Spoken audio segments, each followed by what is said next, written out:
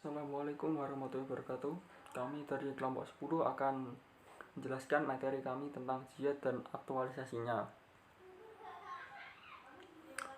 Kelompok kami beranggotakan 4 orang, yakni yang pertama saya Dava Surya Ardiansyah, NIM 2020313089. Yang kedua Wiwin Iviana Safitri, NIM 2020313090. Yang ketiga Neha Hoirunisa, NIM 2020310091. Yang keempat Putri Emiliawati, NIM 2020310092. Pengertian jihad secara etimologi, jihad berasal dari kata al-jahdu yang berarti letih atau sukar. Jihad memang merupakan sesuatu yang sulit dan menyebabkan kesulitan. Selain itu, jihad juga berasal dari kata al-jud yang berarti kemampuan. Secara etimologi jihad adalah perjuangan dengan mengerahkan segenap kemampuan, baik perjuangan dalam bentuk melawan musuh di medan pertempuran atau perjuangan tanpa terjun ke medan pertempuran. Sehingga muslim yang berjuang dengan menuntut ilmu kemudian berdakwah di jalan Allah Subhanahu wa taala sudah termasuk mujahid atau pelaku jihad.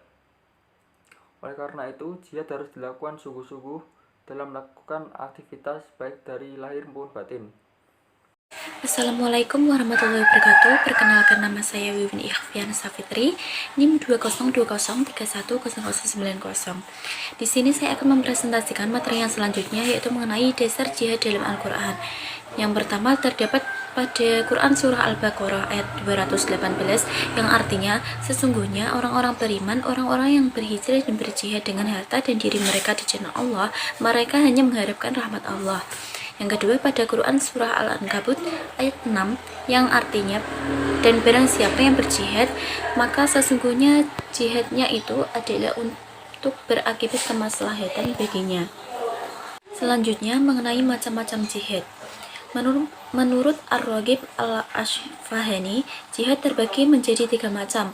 Yang pertama, jihad melawan musuh yang nyata. 2, jihad melawan setan. Dan 3, jihad melawan hawa nafsu. Sedangkan menurut sumber lain, jihad ada 4 macam, yaitu sebagai berikut. Yang pertama, jihad terhadap diri sendiri.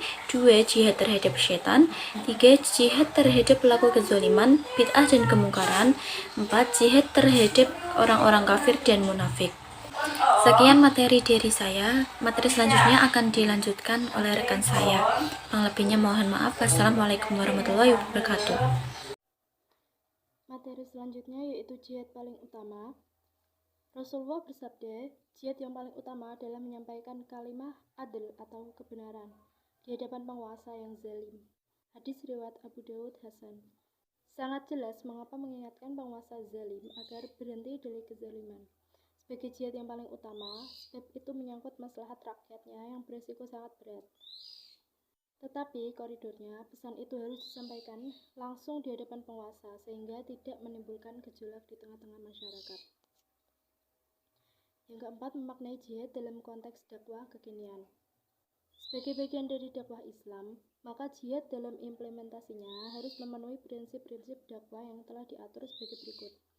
Yang pertama ada prinsip toleran.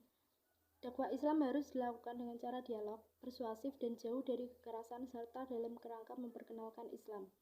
Memberi nasihat dan peringatan seperti yang telah dilakukan oleh Nabi dan para sahabat pada masa awal Islam ketika Nabi hidup di kota Mekah. Yang kedua ada prinsip tolong-menolong.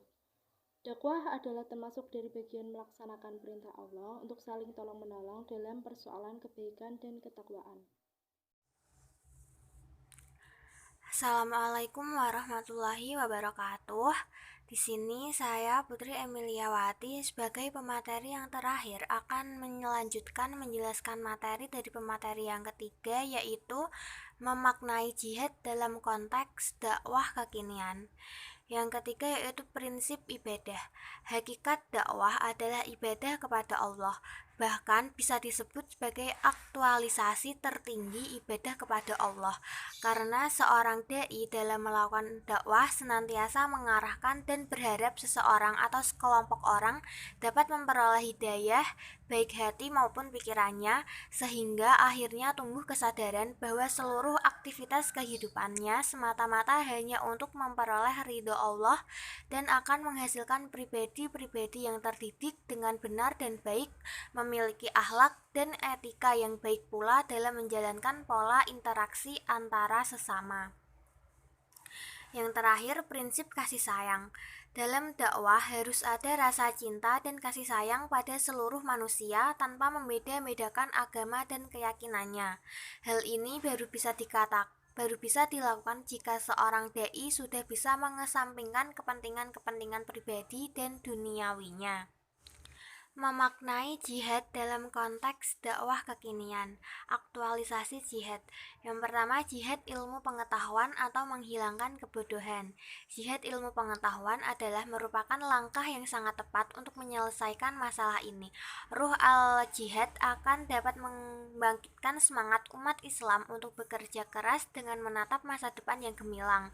Semangat kegigihan dan ketekunan dalam mengartikulasi makna Iqra harus dipadukan dengan makna jihad secara totalitas. Yang kedua, jihad iktisadi atau melawan kemiskinan.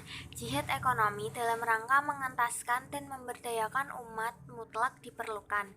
Hal ini dapat direalisasikan melalui program pemberdayaan ekonomi umat dengan zakat. Sekian yang dapat kami sampaikan, kurang lebihnya mohon maaf.